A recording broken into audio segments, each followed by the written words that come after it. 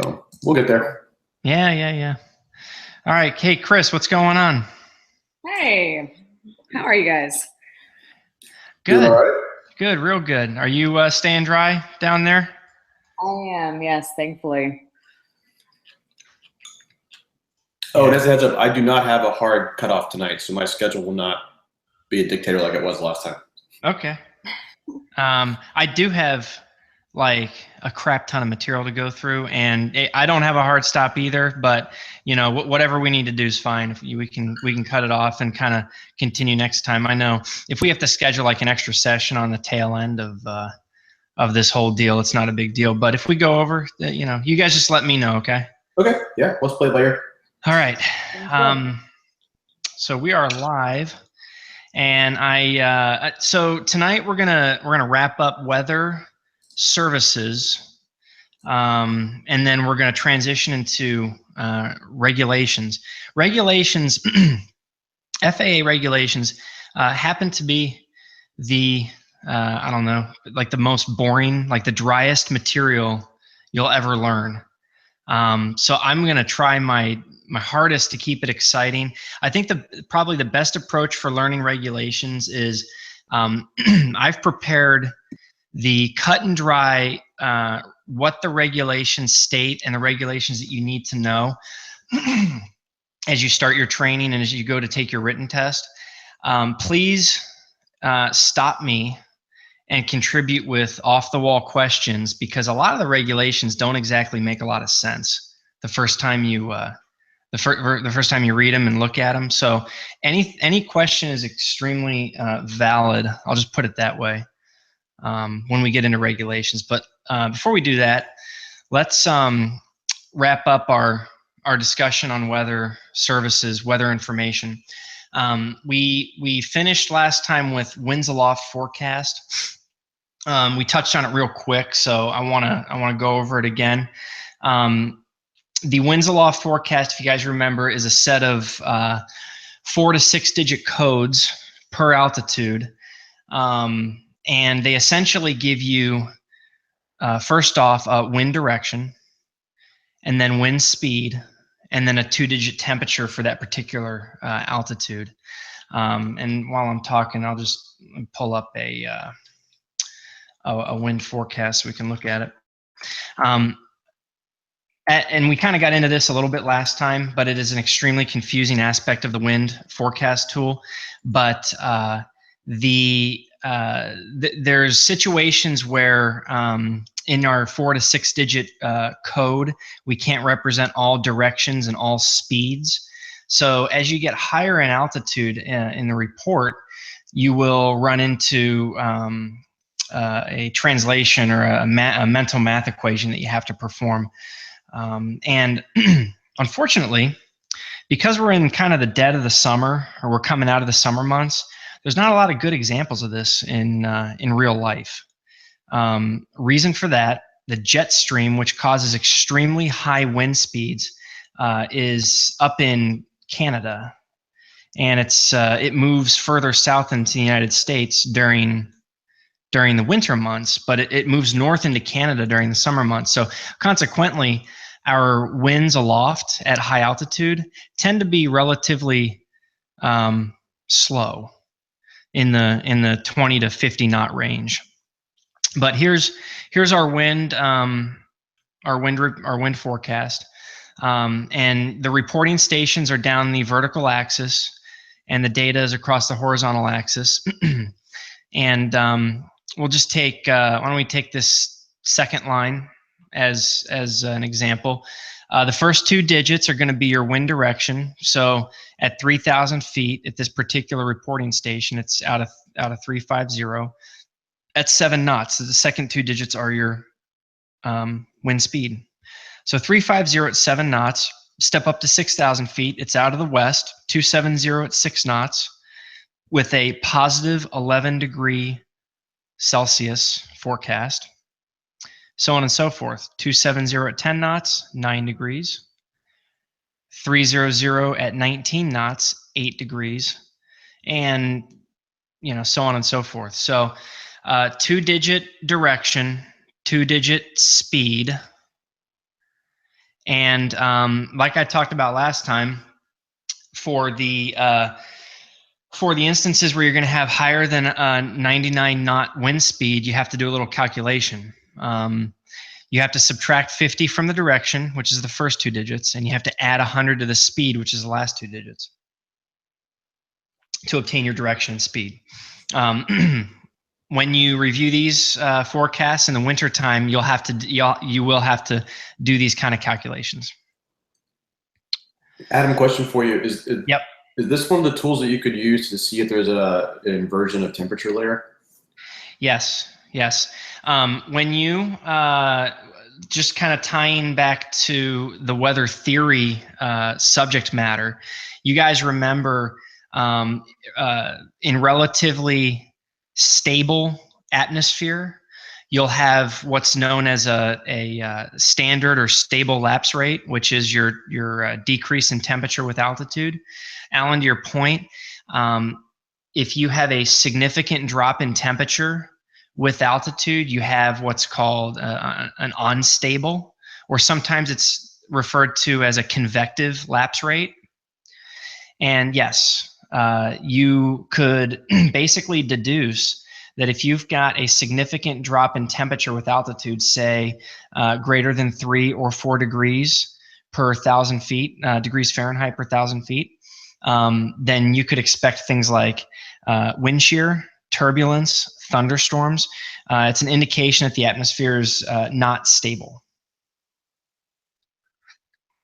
And what's cool is if you've got a tool like ForeFlight, it'll actually it'll warn you as you fly from region to region. If you are flying into a if you're flying into an area with an unstable lapse rate, it will come up and say,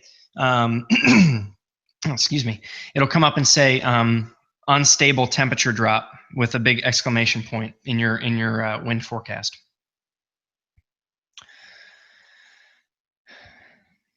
Does that answer your question, Alan? Yeah, it does. I meant specifically on the winds aloft chart, you could see just how fast the temperature changing is across the altitudes, as well as if there's something like a dip and then a raise, or then a raise and a dip. Yes. You could get a sense for some of that in the inversion layers. You could, yeah. So you can see here we have somewhat, I mean, I'm kind of glancing at the chart here, but it looks like we have what you could argue is a temperature inversion, LCH, I'm not sure where that is, but we're going from 13 degrees at 6,000 feet to 14 degrees at 9,000 feet. So you've got what's called a low-level temperature inversion. Right. And, you know, that's a 3,000 foot difference. So that's pretty substantial. Having it go up 1 degree over 3,000 feet is pretty substantial. And so, trying to tie the different topics together, you can expect pretty decent weather in that kind of scenario. You have to be careful though, because there's what I would say is there's a lot of variables that go into the air mass that you're flying through.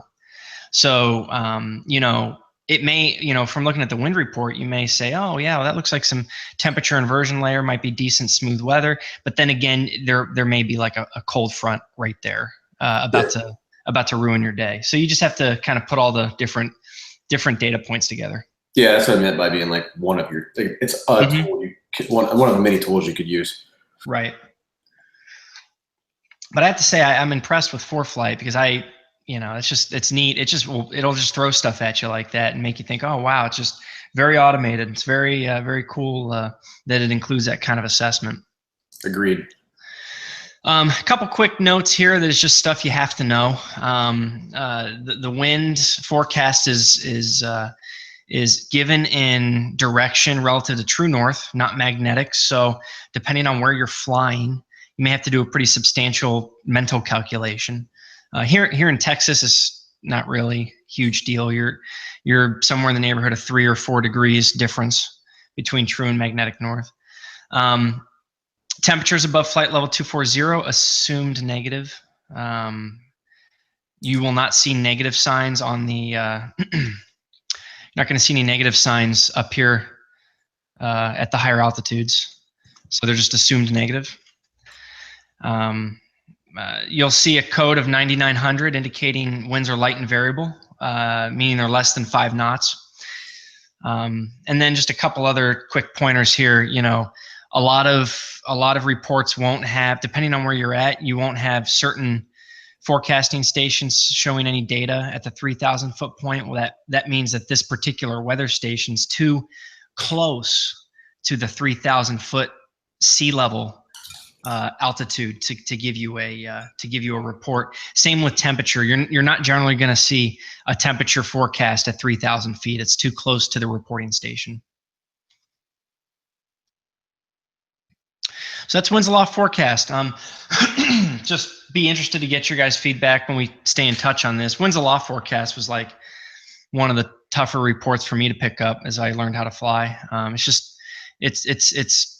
It's a byproduct of a very old technology, you know. So a lot of new technology out there for you guys to forecast wind. So it's good to know both the old and the new. Speaking of new technology, here's just a screenshot of ForeFlight. Same data, just a different way to see it. See our different altitude levels here, temperatures, and wind speed and direction.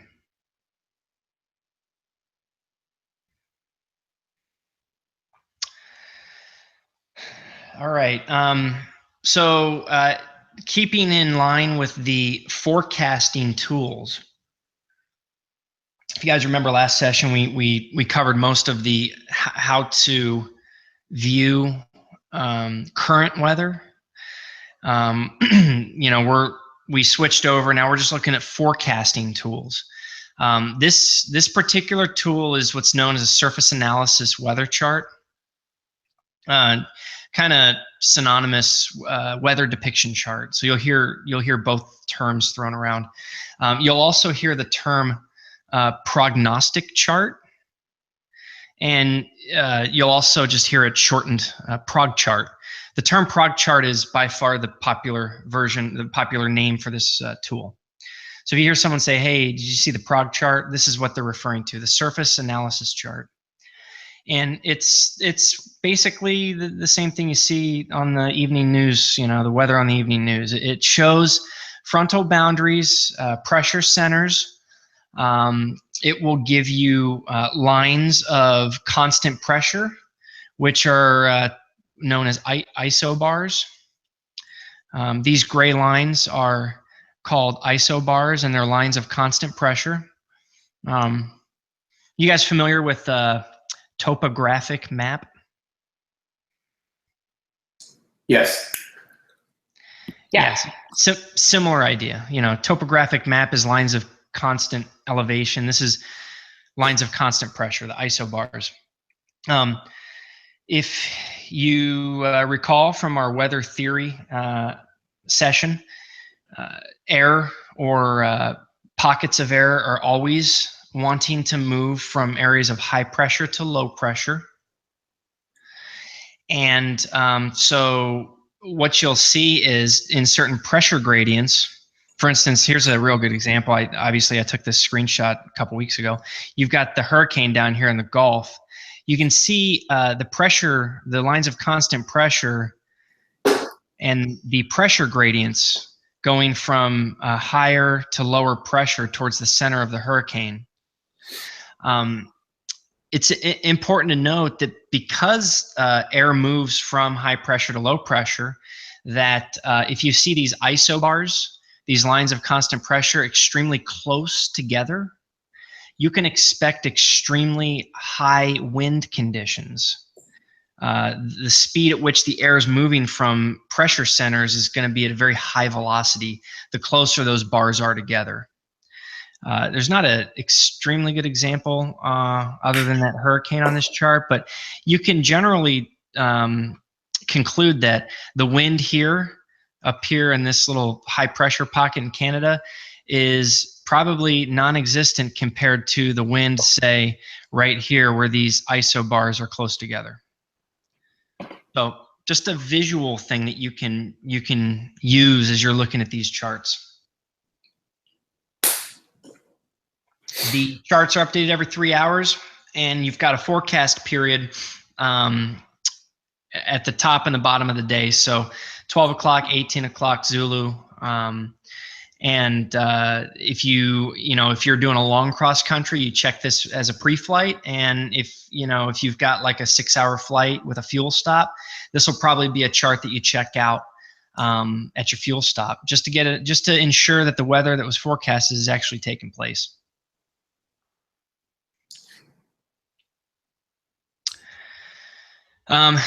There is another chart that is extremely similar. In fact, I kind of consider it just to be the same thing as the Prague chart here. But this particular chart adds one more feature, which is sky coverage or cloud coverage. You can see that you've got your frontal boundary here. So it's this chart also showing frontal boundaries. And you've got areas of pressure, like you've got these troughs here, which is area of low pressure. And then you've also got sky coverage symbols. So the circular symbol here that is all filled in would be an overcast sky. And then up here we've got open circles, which would be a clear sky. And then you've got 25% circle, which is few. Scattered would be a half circle, and then broken would be a 3/4 circle. You've got the ceiling written underneath the circle. So this particular station here in Indiana, 18,000 foot ceilings broken. I don't particularly use this chart in my flight planning. For my sky coverages, I always look at the TAF and the METAR. Just a lot easier for me. And as far as frontal boundaries and whatnot, I use the newer version of this chart, which is this right here. But you will have to know how to use this version of the weather depiction chart on your written test. So, and as far as what to know for the written test on a lot of these charts, it's very helpful to know just how to read from a legend perspective. They'll quiz you on, well, what does the open circle mean? What does the fully shaded circle mean? What are the cloud ceilings in the middle of South Carolina? That kind of thing. So you want to become somewhat comfortable with the legend on these charts, and in some cases, the legend's right on the freaking chart. I mean, there's questions where they'll say, "Oh, what does the shaded area over Florida mean?" And then you'll see, "Oh, well, it's right here." It's right here in the chart. So some of the questions are rather easy, but you just want to be prepared as far as what the chart's telling you and what certain symbols mean.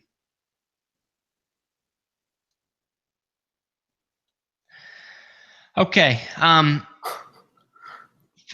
To continue the forecasting discussion, the Prague charts actually come in a couple different varieties.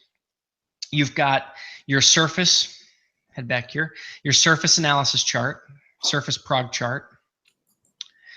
And this, for what it's worth, this weather is valid for surface conditions up to a couple thousand feet.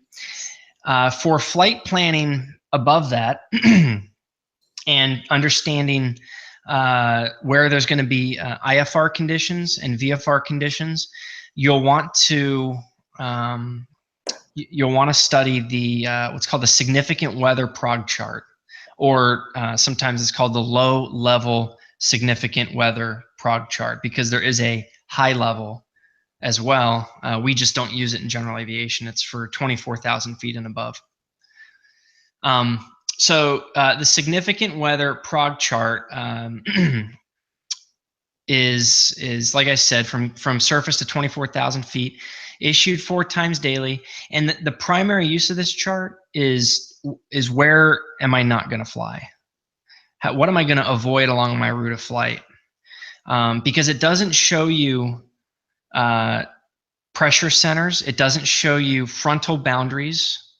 But it does show you where you're going to run into IFR conditions, ceilings less than 1,000 feet and 3 miles visibility. It's going to show you where you might run into marginal VFR conditions. Remember that acronym? I think we talked about it last time. MVFR, which would be your ceilings 1,000 to 3,000, 3 to 5 mile visibility. And then it also has a couple indicators for turbulence and freezing level. So this is a great chart to look at as like the first thing you look at, like the very first thing before you start the rest of your flight planning, because one glance at this chart might tell you whether or not you're going flying and whether or not it's really worth your time to continue flight planning. You can see if we were, going flying in the center of Pennsylvania during the prescribed validity time, then we might expect to have some restricted cloud ceilings, maybe some restricted visibility. And if I'm comfortable flying in marginal VFR conditions, then I might continue my flight planning to see exactly what's going on. Where is the conditions forecast to be, what times, that sort of thing. So it's a great high level tool. Similarly to the surface prognostic chart, you're going to want to get to be relatively comfortable with these symbols. And I got just 3 examples down here on the bottom of symbols that show up explicitly on the written test. That when you're studying, you just want to be comfortable with. Turbulence is one set of symbols. Precipitation symbols in general is something you want to be familiar with. And then this kind of general overarching shaded area, which is known as continuous precipitation, green shading. And turbulence, you'll get your turbulence level here, flight level 120, 12,000 feet. And so with pretty good accuracy, you can get a very good feel for what your flight's going to be, long cross country or otherwise, from a high level weather viewpoint. And then this, just to point this out, this is also explicitly on the written test. I think the question is, what is why would a pilot use the low level significant weather prog chart? And it's great for determining areas to avoid. It's not going to give you the full picture, but it might be able to tell you right off the bat whether or not you're going flying.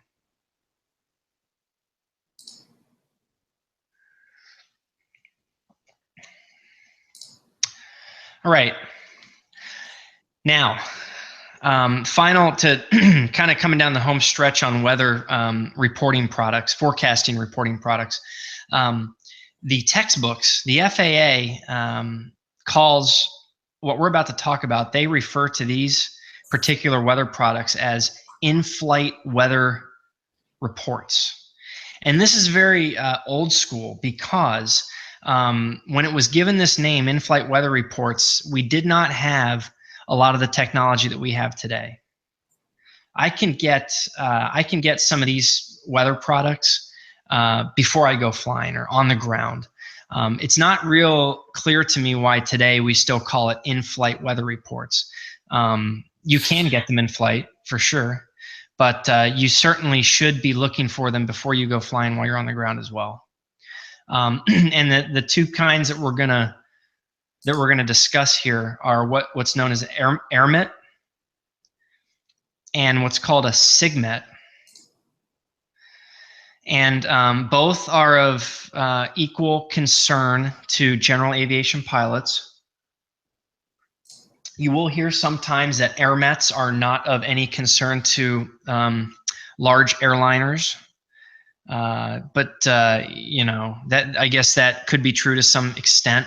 AirMets are generally a little bit less severe of a weather forecast than a SIGMET, and we're going to get into that a little bit here.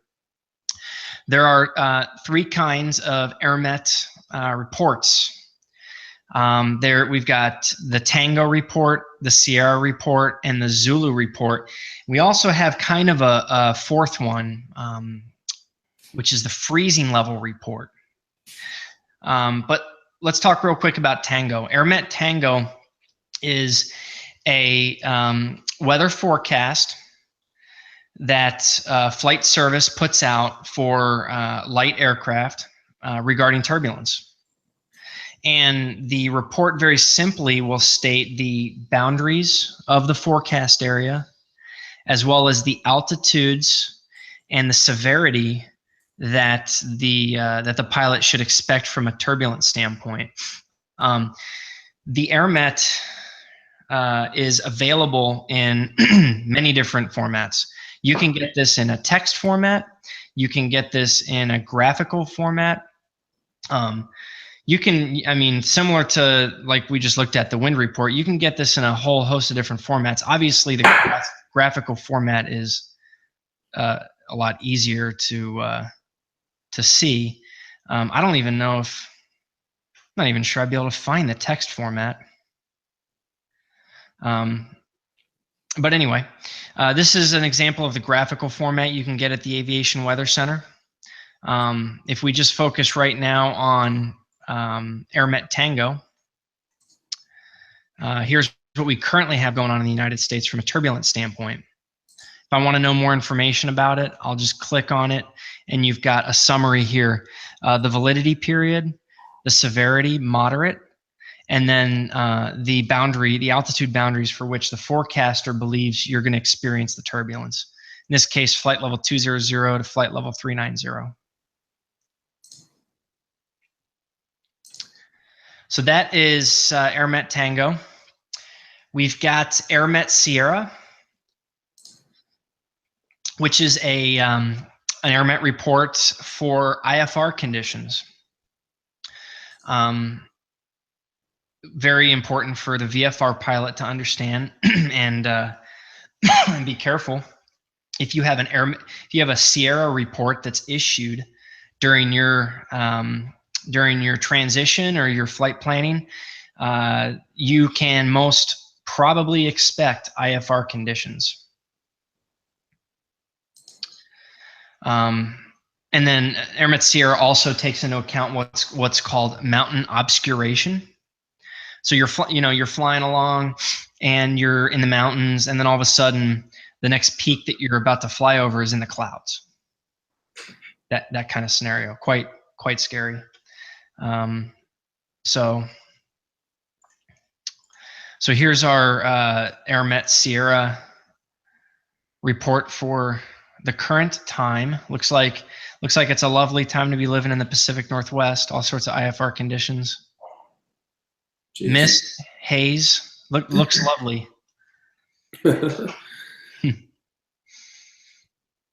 So you can see a lot of the same codes are used between these reports. I mean, you've got your mist code from the METAR, the METAR dictionary, and you've got haze.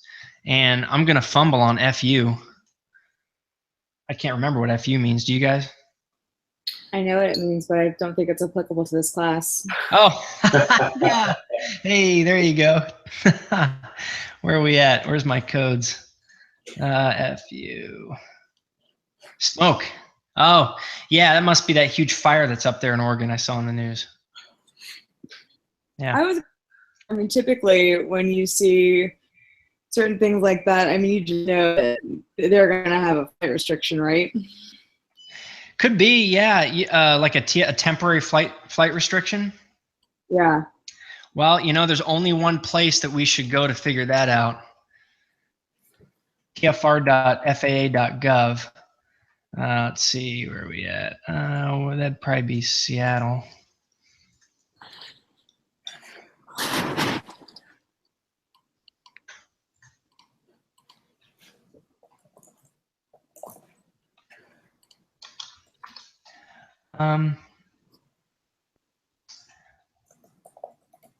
Yeah, looks like it might be.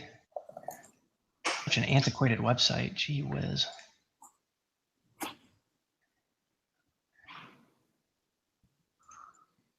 Yeah, looks like looks like it might be. Let's see here. Of course, you can't click on it, so. So if it's something like a hurricane or forest fires, it's going to be hazard. If the president's in town, it's going to be security. Is that what that kind of code is? Yeah, a lot of your VIP TFRs are going to be security. I think a lot of your hazardous type stuff is usually special. Okay. Yeah, to provide a safe environment for firefighting aviation operations. So yeah, good call. That's exactly what it's there for.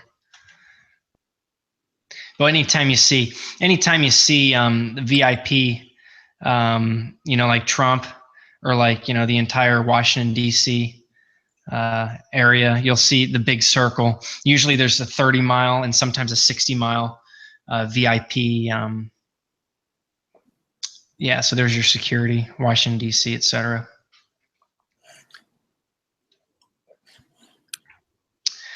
Okay, and then finally we've got AirMet Zulu. AirMet Zulu is a AirMet report for icing forecast.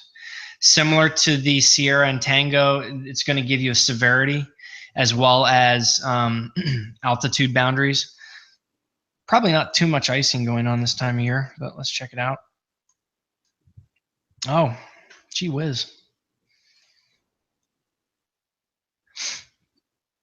18,000 feet, moderate. 7,000 feet. Wow, it's already wintertime up north. Getting there. Gee whiz. So yeah, again, for me, and I would hope for you guys as you start to go into your flying journey, an icing AirMet pops up, I ain't going flying. I'm just not going flying. People do it, and people have backup plans, but in general, I'll be honest with you, the stories I've heard is the forecasters, when they're wrong, it's usually because they said the severity was going to be moderate and it turned to be like extreme, or they said it was going to be light and it turned out to be moderate. So from a light aircraft that doesn't have any icing equipment on board, you don't fly into the AirMet Zulu regions. Turbulence, you kind of get a feel for, but icing is just one of those things that at least I haven't found any comfort in getting close to that. And then we've got the second report that I mentioned, SIGMETs, Significant Weather Reports. It's the other version of the in-flight weather report. And these are established for all aircraft. So AirMets generally are established for light general aviation aircraft. SIGMETs are established for all aircraft. And you can have, similar to the AirMets, you can have turbulence, icing, SIGMETs. You can also have what's known as a convective SIGMET. And the convective SIGMET is an area where you can expect to have convective activity, highly convective atmosphere, thunderstorms, unstable air, and generally don't go flying in those areas either. So currently we've got not much going on in the middle of the country, but we have convective SIGMETs issued for New Mexico.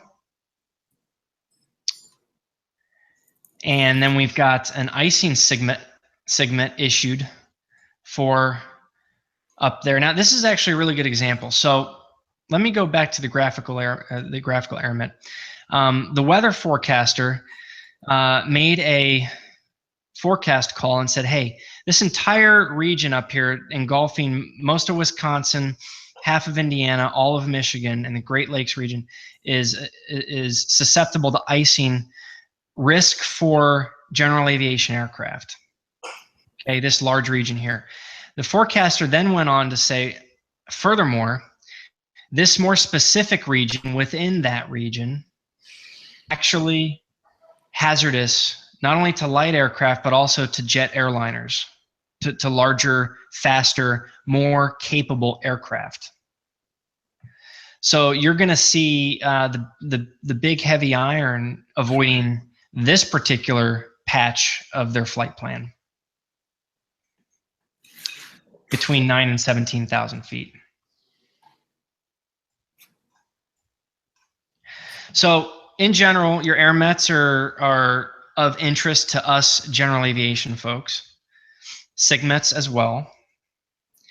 Your SIGMETs are of interest to the airliners. And one, I'll say one version or one differentiated report of the SIGMET is the convective SIGMET, where you can anticipate thunderstorms at the time of the report. Now, what I've usually seen in my experience of flight planning is, let's pull up. Let me pull up the current. Here we go. There's a non-interactive version. So, so usually within the yellow SIGMET region, the outlook region, you'll have unstable air. And Alan, to your point earlier in the session, this is where you're going to find your large temperature drops within this yellow region here. And then when it comes to your actual convective SIGMET report, forecast report in the red, that's usually where your thunderstorms either currently are or like will be within the next 120 minutes during the valid reporting time. So when I'm doing my cross-country flying, and let's say I'm flying, this is just in my experience, and let's say I'm flying from like Reno, Nevada to Dallas. As soon as I enter the general vicinity of the yellow outlook region, you can notice the air gets bumpy, it's unstable, and there's a lot of wind shear. And then you generally don't even get close to the red region, but if you were, that's where your thunderstorms are going to be. And I bet if we look, just to tie a couple things together here in summary, I bet if we look at our radar, probably going to have some thunderstorms out there. Yeah, there we go. So there's where the convective SIGMET was, right there in the center of New Mexico, and that's where your thunderstorms currently are.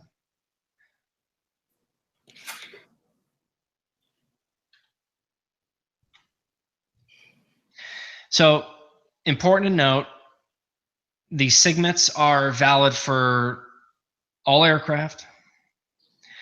The air mets are generally valid for light aircraft, and I want to make that distinction because it's stated that way on the written test. Might come up in the FAA practical test. And then just know what your personal minimums are as you guys start your flight training, get into this stuff. Just establish your own personal minimums. My personal is I usually do not fly. I won't fly through the icing air mets, just as a rule of thumb. All right, so let's do a quick summary on weather, and then we'll switch gears to regulations. Here, and this is more or less just from my playbook, so to speak. I usually start looking at the weather several days in advance of a flight. I don't go flying every week, so planning along cross countries usually like a once per quarter type thing. And so I'm looking like 3-4 days out, get a feel for it. Once you guys start getting very comfortable with weather products, you will quickly realize that the 10-day forecast is a huge joke. It's not really that accurate. So cap it at 3 days, cap it at 2 or 3 days for general weather. Alternatively, or additionally, you can call Flight Service Station 1-800 Brief and get what's called an outlook briefing. Tell the briefer, hey, I'm planning a flight from Dallas to Houston this Sunday, and I'm going to be flying direct. My route's going to be direct, and I'll be flying at an altitude of 6,000 feet. And I'd like an outlook briefing. And what that weather briefer is going to do is essentially give you, to his or her best ability, what they think the weather is going to do based on their forecasting models, what they have up on the screen. They're going to be using tools that we've already talked about. They're going to be using the area forecast.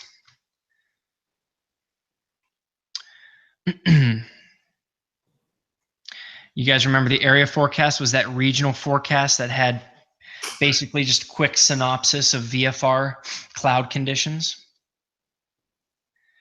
And to the best of their ability, they'll try to interpret the surface prog chart with the frontal boundaries, et cetera, to try to determine what your flight's going to look like 2 or 3 days out. So that's what I do up to 3 days prior to the trip. As we get closer to the day of the trip,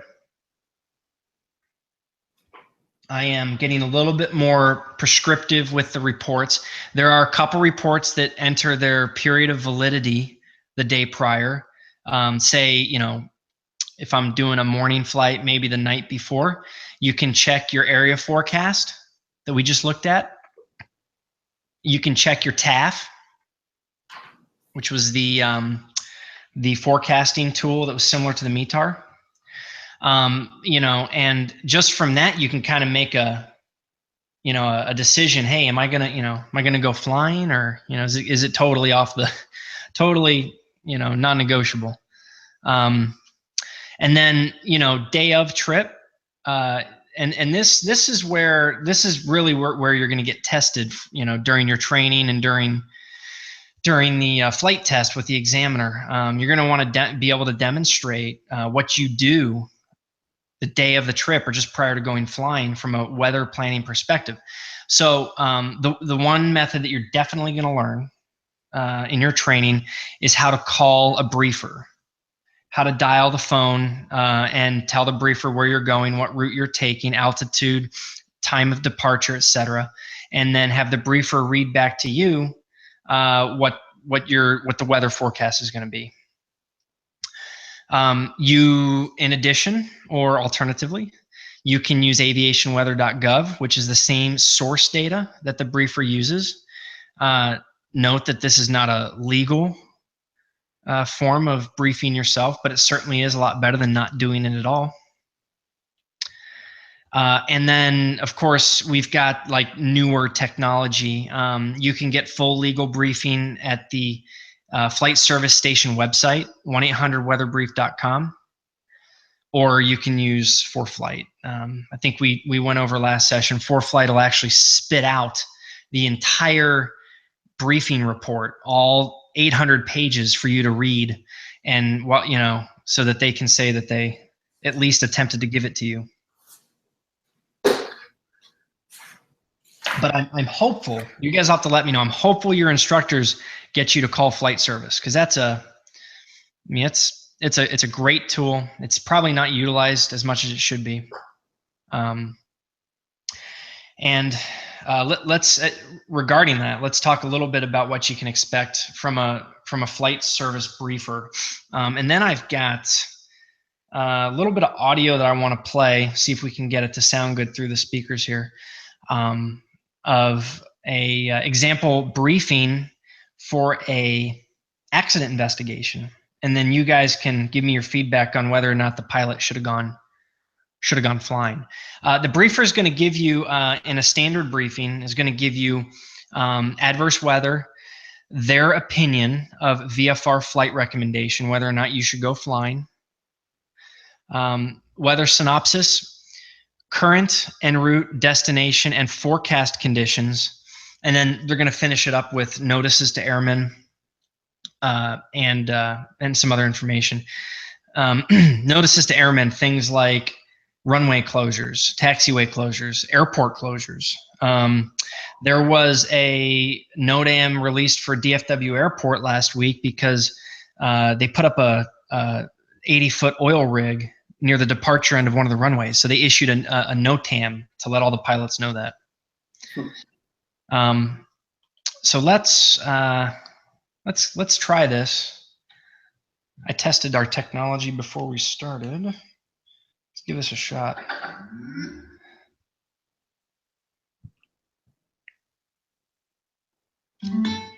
All right.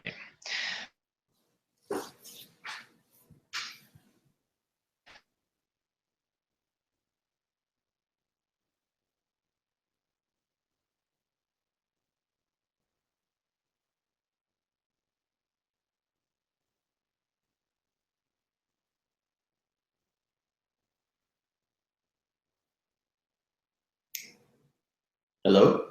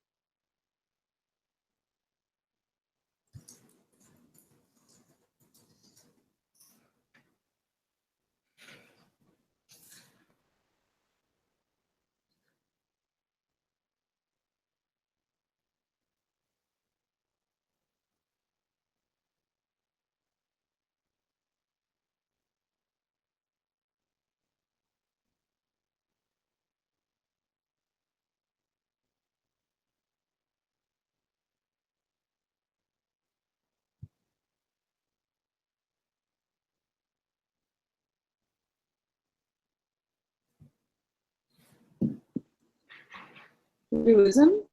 I think so. I was just actually, Yeah. yeah. Oh, hold up. Yeah, can you hear me?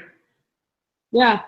Yeah, we like all of a sudden the screen froze, and I lost all audio. And then I saw him leave, so I'm wondering if he lost connectivity or something. I guess I'll just pop back in. Yeah, I'm gonna check my email. Sometimes he sends a new um,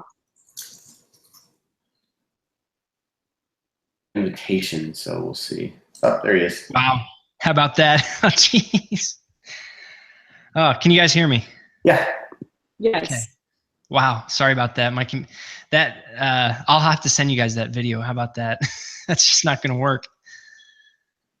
No problem, man. Yeah. Anyway, I wanted to give you guys an example of a weather briefing, of a standard briefing gone wrong, so to speak. But anyway, wrapping up flight service station weather briefing. We talked Outlook briefing. Standard briefing is where you get your most, I'll call it, pertinent to your flight, day of information. And then you can ask your weather briefer for an abbreviated briefing, meaning, hey, I don't want all this information. I'd rather you just tell me what the what the NOTAMs are. Tell me what the adverse conditions are. If you ask them for a standard briefing, they are legally bound to give you all this information. So anyway, if you just want to know like the winds or, hey, what's the weather going to be like at my home airport in 3 hours, you can ask them for an abbreviated briefing and they can basically give you whatever you want. So any questions? I think that's it on, it might be it on weather. Yeah, that's it on weather. Any wrap up questions? Other tools? I'm good. Good. Okay. I'm good. All right, let's dive into regulations. So, like I said, regulations not extremely exciting. So, if you guys have a question or something doesn't seem clear, just pipe up. Anything's fair game. The FAA regulations are actually kept in a set of Department of Transportation regulations, better known as the Code of Federal Regulations, the CFRs. It used to be the FARs. So sometimes if you hear the term thrown around, 14 FAR or 14 FAR, that changed several years ago. It's now CFR is the Code of Federal Regulations. It's where all the FAA regulations are housed. Specifically, they are housed in Chapter 14 of the Code of Federal Regulations. Other chapters have information pertinent to non-FAA regulations. So if you're looking for an FAA reg, it's going to be in Chapter 14 of the CFRs. And we're going to go over a handful of CFR parts tonight. The ones that you're going to need to know right away when you start your, you start your flight training, you're starting to get ready for your written test. Certainly, you're going to want to become extremely, extremely familiar with regulations. The ones we're going to talk about tonight brush on the surface, and when it comes time to take your flight test, studying these particular regulations is going to get you very well prepared. But there's always more to learn. There's a lot of stuff out there. To this day, I'm learning more stuff about regulations that I didn't know. So part 1 of Chapter 14 is a definition part. Within part 1, you're going to find a lot of your aviation definitions, acronyms, abbreviations. I put an example here because this is kind of topical. It comes up later on in the charts, but the definition of nighttime is defined in part 1, just to give you a flavor of what you find in this particular part of Chapter 14. If you've got a question about a definition, or hey, you've got this aviation term that might be regulatory in nature, probably going to be able to find it here in part 1. Part 61 handles all the certification subject matter, how certificates are issued, why they're issued, what you have to meet what requirements you have to meet to gain the certificate. It covers everything: pilots, flight instructors, ground instructors, you name it. It gives you your, if you're concerned about how many hours you need to get your, say, commercial pilot's license, it's going to be in this part. And 14 CFR 91 are general operating and flight rules. This part 91 is huge. It's 10 times bigger than part 1 and part 61 combined. It essentially has all the rules about flying in it. So anything that you might want to, any regulation that you might want to know or question about flight rules is going to be in part 91. And there's a couple other parts that are of interest: airline operations, part 121, charter operations, part 135. If you guys go to your local airport and decide that you want to charter a G5 to Las Vegas, that pilot's going to be operating under part 135. If you buy an airline ticket from Houston Hobby to Dallas on Southwest Airlines, you'll be operating under part 121. And if you jump in your Cessna 172 and fly from Houston to Florida, you'll be operating under part 91.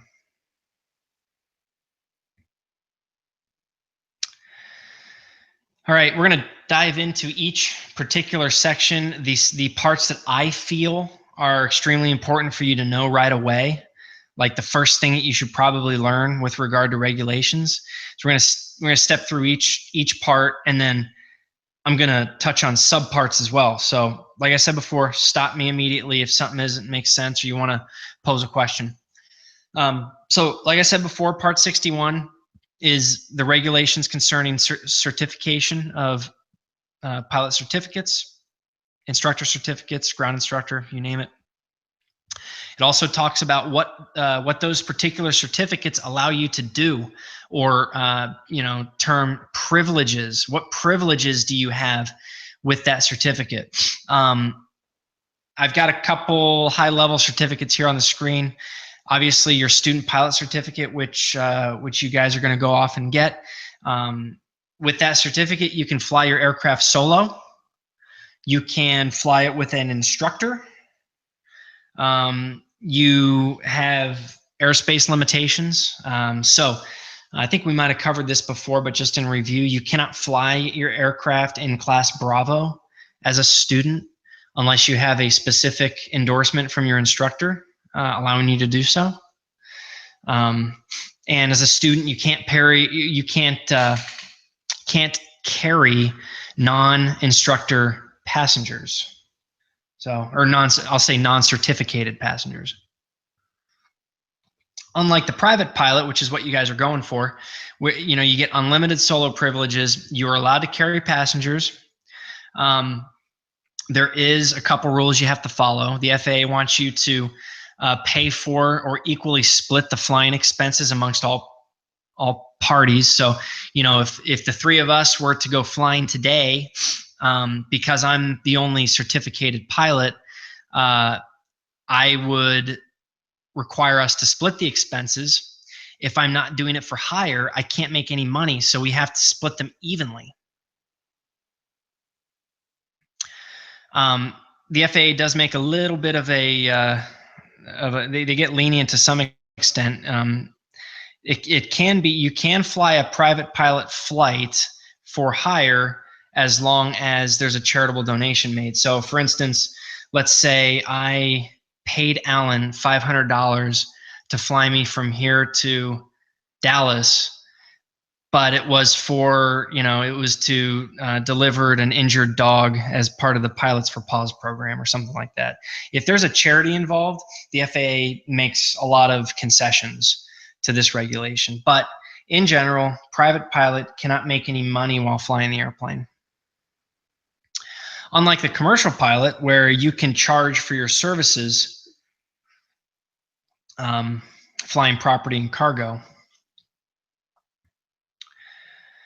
And then, of course, airline transport pilot, which is the highest level of certificate you can have in the civilian world, which means you can fly as a scheduled, for a scheduled airline or commuter operations.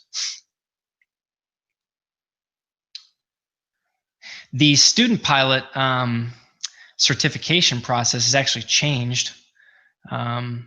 I don't know, Alan, if your instructors talked to you about this or if he's had you go off and get this yet, but I think it's a lot different than when I had it. I think you actually have to apply for it online now. I have applied for it, and I just need him to approve it. Okay, there you go. Yeah, before you actually had your doctor give it to you as part of your medical certificate. So, take a further dive here into pilot ratings. So your certificate is going to be issued with a category, class, and maybe a type, depending on what you're flying. And we're going to step through each of these quickly. So the category of aircraft that you fly is a high level, overarching description for what you're flying. So I say high level, overarching, gliders, rotorcraft or helicopters, balloons, airships are all examples of categories of aircraft. So if you're a private pilot that flies helicopters, the category on your certificate's going to say rotorcraft. If you're flying Cessna 172s, it's going to say airplane. So stepping down I'm going to step down the airplane tree here. So let's assume that the category on your certificate says airplane. Next is going to be, next you're going to have a type of class. And the different types of classes have to do with different types of airplanes, like multi-engine is a class, single engine is a class, seaplane is a class. And so for each of these different classes, you have to have a different certificate for. So just as a quick example, the certificate that I have doesn't allow me to fly seaplanes, because that class of airplane's not on my certificate. It doesn't allow me to fly multi-engine aircraft. That class is not on my certificate. So the class of airplane actually matters. You have to have a specific class depending on the type of application aircraft you're flying. Just as a further example, my certificate does not allow me to fly rotorcraft. Why? Because it's an airplane certificate. Does that do those differences there make sense to you guys? Yep. Yes. Yep. And furthermore, it's important to know about these divisions and categories and classes, because when we get to the section on currency, meaning how often do you have to fly to maintain legal currency, most of the currency regulations apply to categories and class specific. So, for example, there's a regulation that states that you have to have 3 takeoffs and 3 landings in a certain category and class of airplane every 90 days to carry passengers. So let's assume I've got a multi-engine certificate. Well, if I do those 3 takeoffs and landings in a single engine aircraft, I haven't fulfilled the regulation for the multi-engine certificate. So I might be able to carry passengers in a Cessna 172, but I would not be able to carry passengers in this Saratoga because I haven't met the requirements of the class of aircraft on my certificate.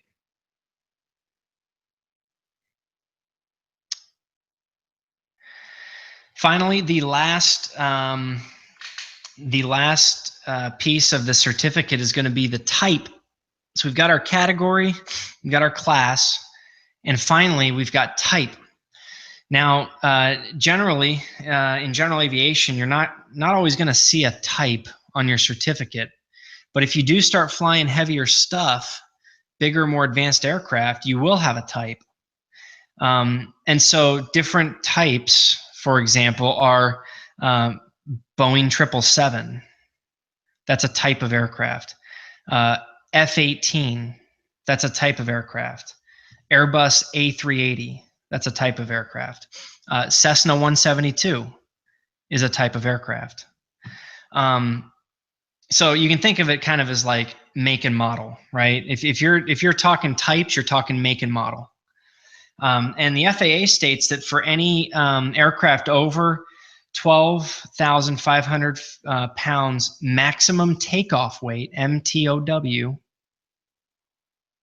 you have to have a type certificate. So what does that mean?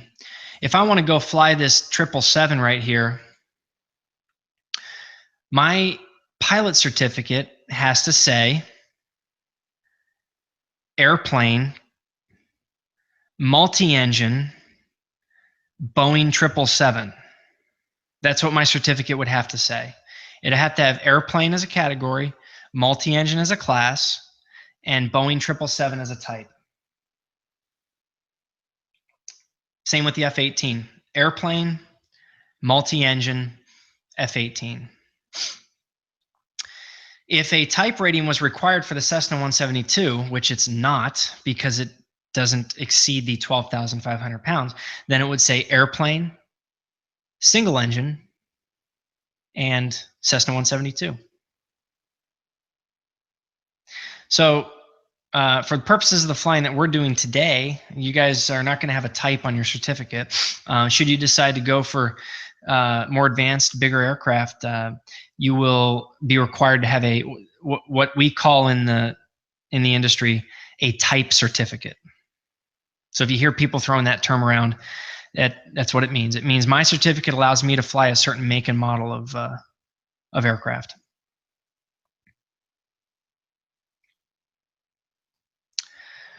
Okay, good segue into recency requirements. And the way I'm going to talk about recency is kind of from the highest level down, the most broad regulation downward. So at the highest, most broad level, every pilot, everybody who has what's called an airman certificate, must have a flight review every 2 years. Call it the biennial flight review, or the BFR for short. This flight review is simply a 2-hour flight instruction session between you and a certified flight instructor. It's usually 1 hour of ground and 1 hour of flight. And the instructor, his sole purpose is to determine if you are safely able to fulfill the obligations of your certificate. Your certificate does not expire. There's no expiration date. However, to maintain recency requirements, you have to have this flight review every 2 years. You can avoid having a flight review if you get a new certificate. So let's say my last BFR was a year and a half ago. 18 months ago, I had my last BFR. And let's say in a month, I'm going to be getting my airline transport certificate. Well, because that's a new certificate, the clock restarts on my BFR requirement. The FAA says that if you get a new certificate, that's just as good as having a biennial flight review. Next on the recency requirements, I kind of already talked about this one, but no person can carry passengers unless within a 90-day period, you've performed 3 takeoffs and landings in the same category, class, and if required, type of aircraft. So for me to be able to take people with me, I need to take off and land 3 times within the same category and class of aircraft. If I had a multi-engine rating, I'd have to fulfill this requirement in that class of aircraft as well as single engine class.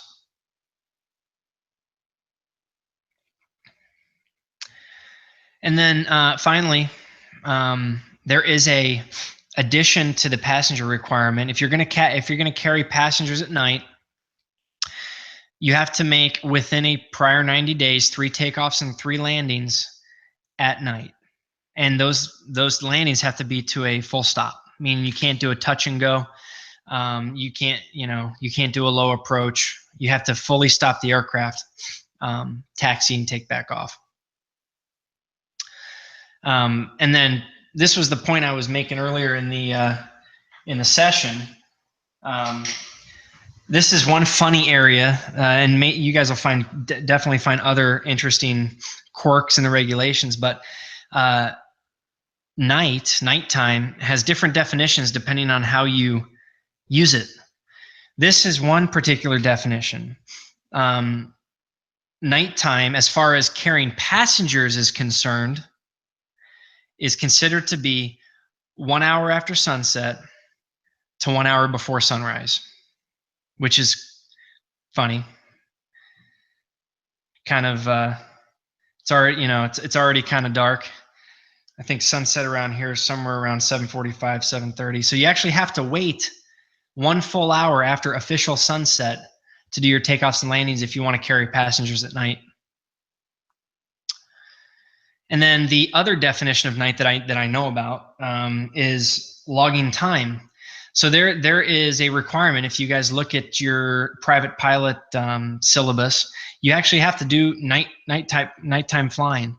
And the definition of night, as far as logging time goes, is the end of civil twilight to the beginning of civil twilight in the morning. And civil twilight is a completely different time definition than sunset and sunrise. So just an example where you've got the same word having different definitions depending on how you use it. So as a summary, this is your recency of flight experience, 24 months, BFR. You have to do 3 takeoffs and landings within 90 days if you want to maintain current for passengers. And then if you want to take those passengers flying at night, you've got to do those takeoffs and landings between 1 hour after sunset to 1 hour before sunrise.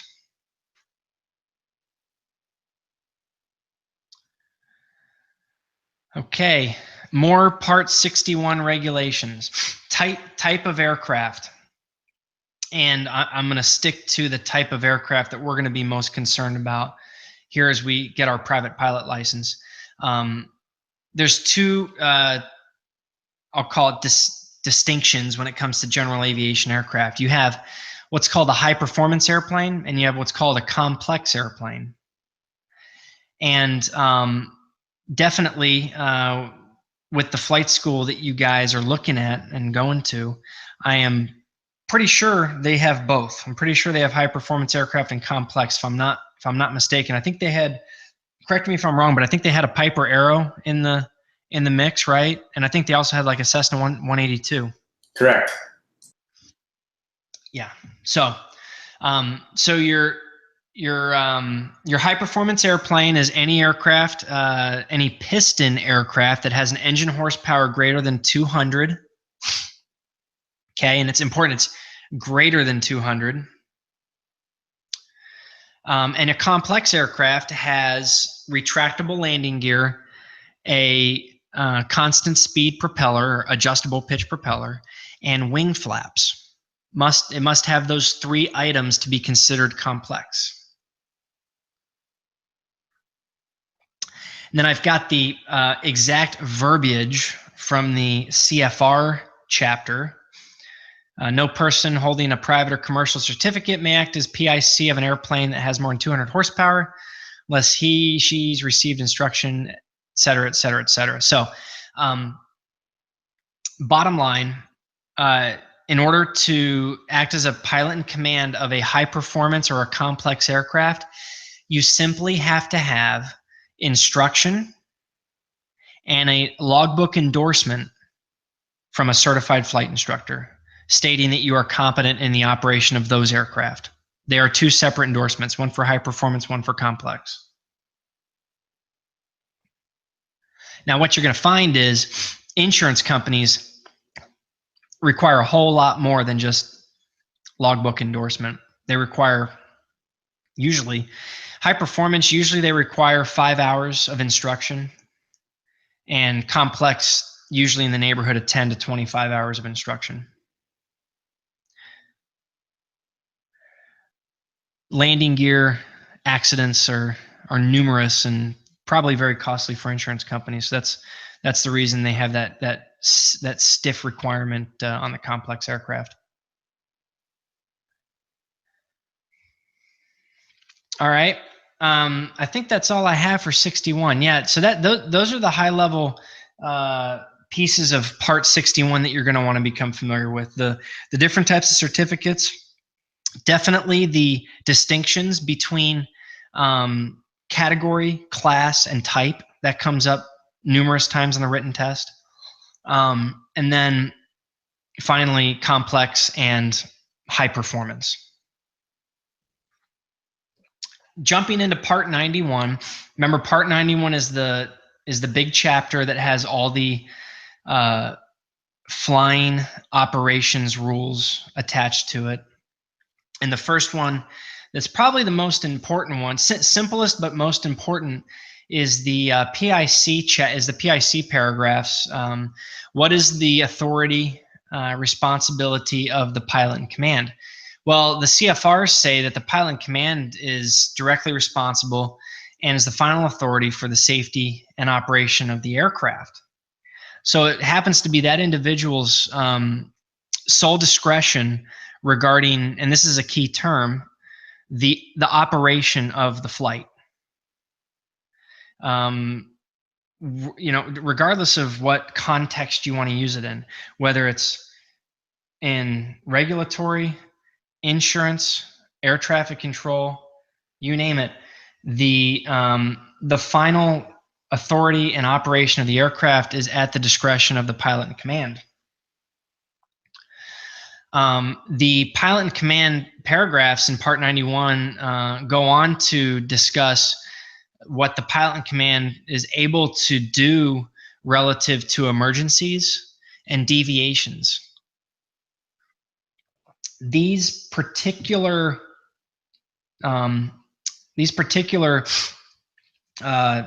I'd say items are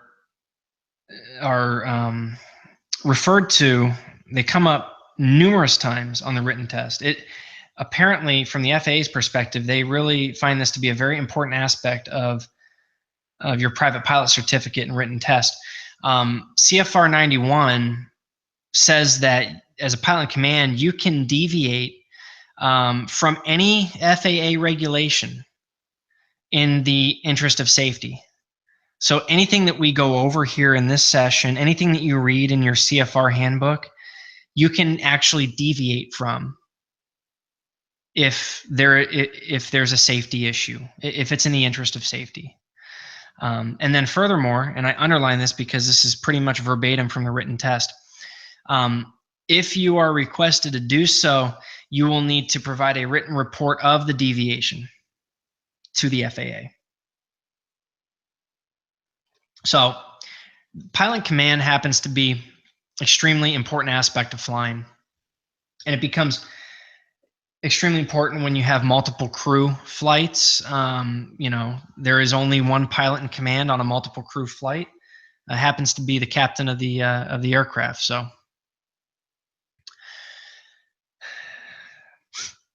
pre-flight action. This actually is a review. We did go over this, I think, in like the very first or second session.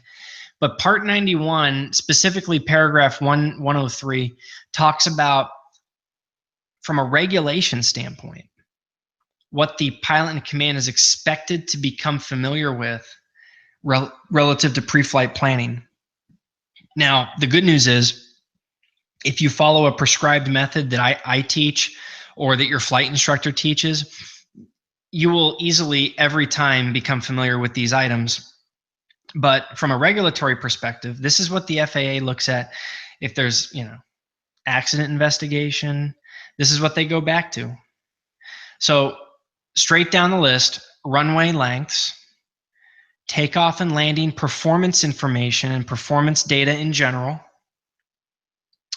Furthermore, if the flight is not made within the vicinity of an airport, and that is legalese verbiage straight from the book, but that just means if you're actually flying to another airport, like if you're taking off from airport A and flying 100 miles to airport B, that's what that means.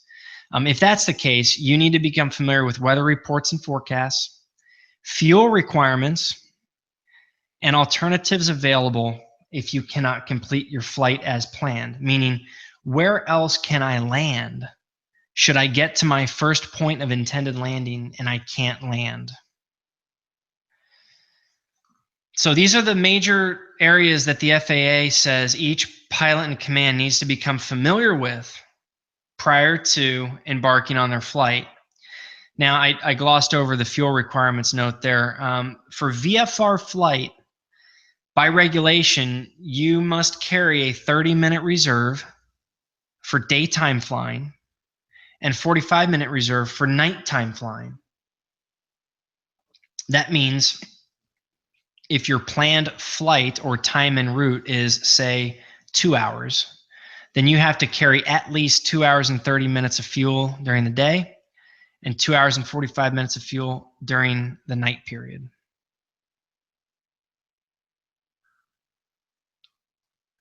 Now, you can pretty easily see that everything we've talked about up to this point as far as flight planning goes definitely covers a lot of this. So if you have a very robust flight planning methodology, should have no issue covering these requirements.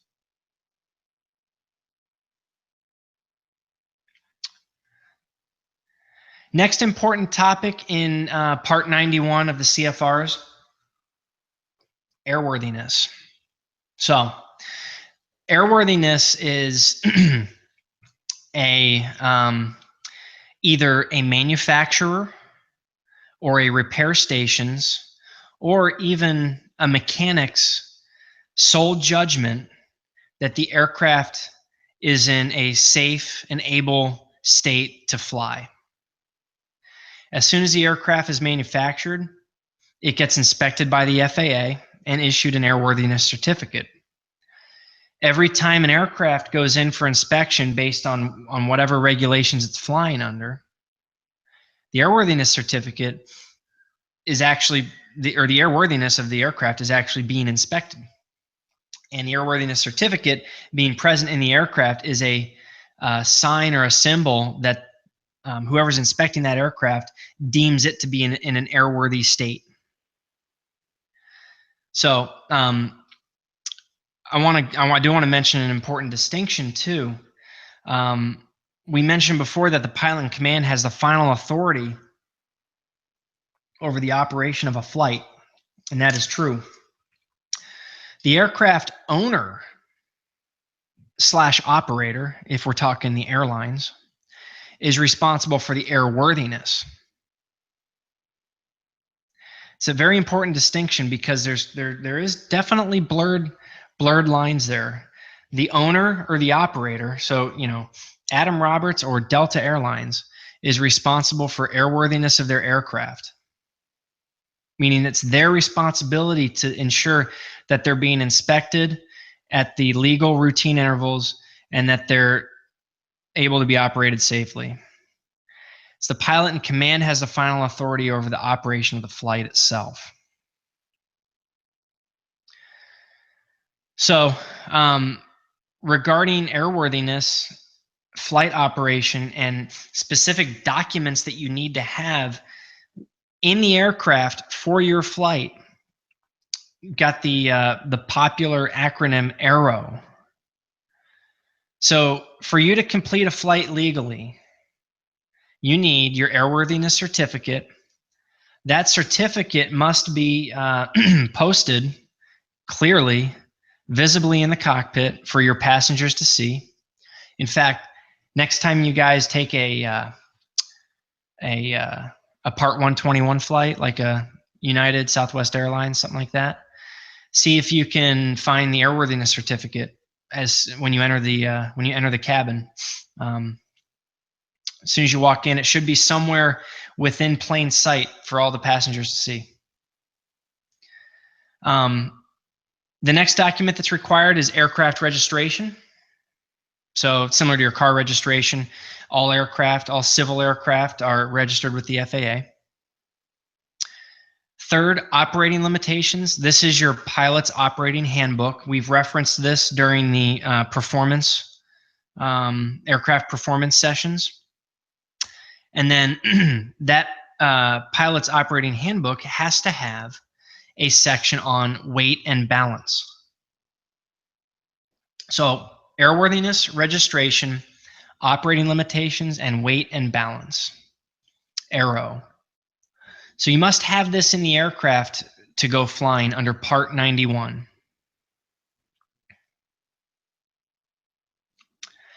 And then a couple other things, because there is kind of a blurred line distinction between pilot and command authority and responsibility versus owner-operator responsibility over airworthiness. It is important to note that the pilot in command should become familiar with the aircraft's maintenance intervals and whether or not the airworthiness certificate is actually valid. And I've listed a handful of maintenance intervals that you guys are going to want to become familiar with, so that if your instructor or the examiner were to ask you, say, how do you know that your aircraft is airworthy? Well, your first very obvious answer is going to be, well, I'm going to ensure that the airworthiness certificate's actually posted in the aircraft. And then secondly, you're going to tell them that I'm going to become familiar with the last time the aircraft had its annual inspection, its 100-hour inspection, its transponder inspection, and its ELT, or emergency locator transmitter inspection. The pilot in command is expected to know how to find out these maintenance intervals and know whether the aircraft is airworthy or not. So you can kind of see there is a little gray area between the distinction of operation and airworthiness. So I kind of rambled through the inspections, but your annual inspection is a once per 12-month aircraft inspection that under Part 91, all aircraft are subject to, all civil aircraft. Doesn't matter if the aircraft is going to be teaching students, carrying passengers, sitting in a hangar, it doesn't matter. In order to maintain airworthiness, the aircraft has to go through annual inspection. Should the aircraft be used for revenue generation or training? The aircraft must undergo an inspection every 100 hours. So what you're going to find is that your aircraft at your flight school is actually going to have an inspection performed on its airframe and on its engine every 100 hours. And for a flight school aircraft that flies every day, every other day, that's usually once a month. It's usually once every 30 to 60 days. And then your transponder needs to be inspected every 24 months and your emergency locator transmitter every 12. Do you guys remember? I know we talked about it, but it was like a one slide brief discussion. You guys remember what the ELT is? The emergency locator transponder. Transmitter. Yeah. Do you get the function is basically search and rescue, right? It gives off a signal at a certain frequency, so that if there's a search and rescue, if you crash your airplane, the search and rescue can find you easier. Yeah, if I wasn't, I think we did cover it, but if I wasn't clear before, let me know. The frequency is 121.5. Oh, geez, 5. And it's basically activated on impact. So if your aircraft crashes, this will activate. And if you tune your frequency to 121.5, you'll be able to hear the blaring ELT noise.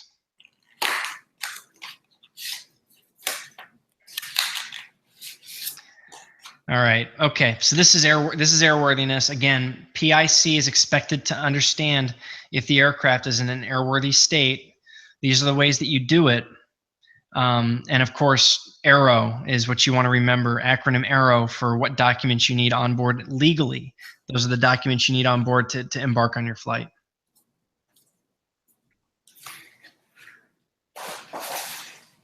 Okay, seat belts. Kind of funny because we go over some high level stuff here, and then you got kind of specific items like seat belts. But I definitely wanted to pick out some areas that are going to be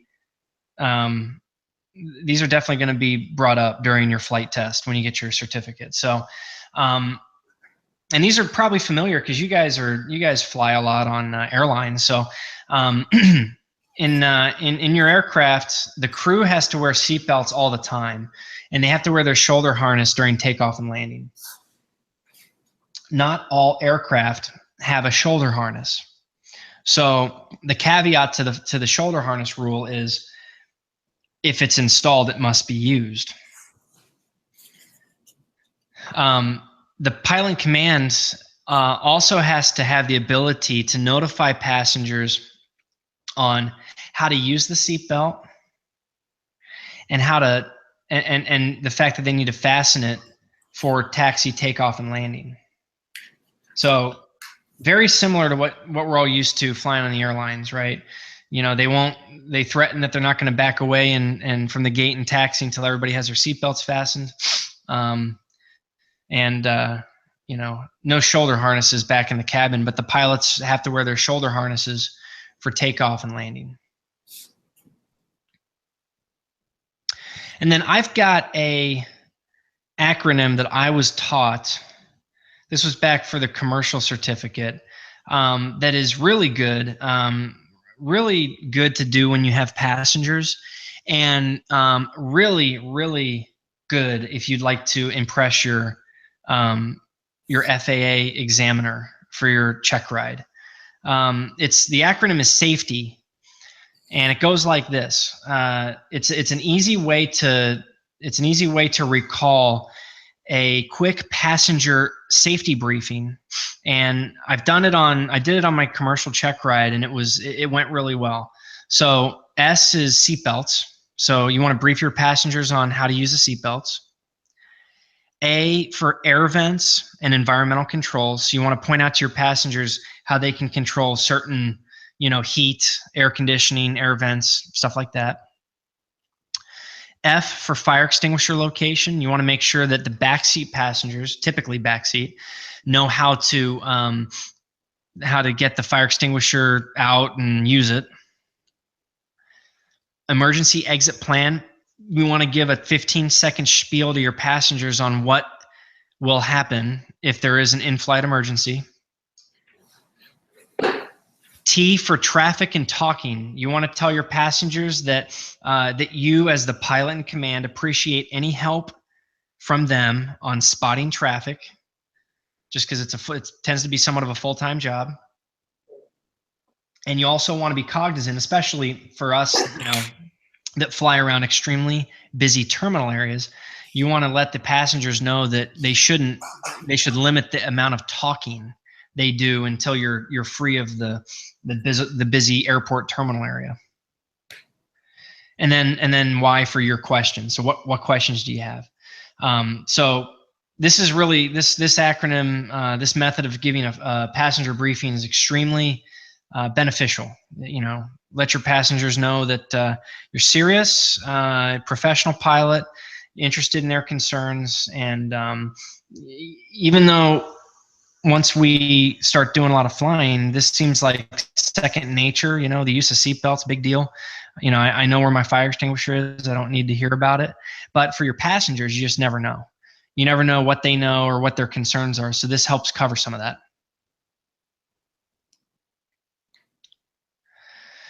Okay. Further marching down the Part 91 deck of regulations. Drugs, alcohol. So, and I took this, I essentially copied word for word. This is exactly what the regulation states. No person may act as a crew member on an aircraft under the following conditions. Within 8 hours after consuming any alcoholic beverages. So you might have heard the term 8 hours bottle to throttle. That's what that means. May not act as a crew member on an aircraft while under the influence of alcohol. They define this as 0.04% weight compared to what we're used to with driving, 0.08. So little strange, right? They actually do give you the ability to have some alcohol in your system and fly an airplane. And then a general statement, while using any drug that affects his/her faculties in any way contrary to safety. So this is in there for, obviously illegal drugs, over-the-counter drugs. You'll definitely notice if you generally tend to have side effects to like cold medication, those side effects get amplified when you're flying an airplane. Just the mental overload tends to give you little, make you go crazy a little bit. So drugs used in the context, not just illegal street drugs, but really any drug. So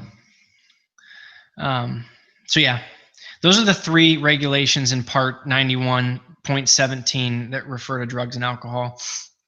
You'll see it on the written test. You might be asked about it. Generally for us, definitely not a problem. We probably wouldn't even think about this stuff, but it's out there and you got to know it.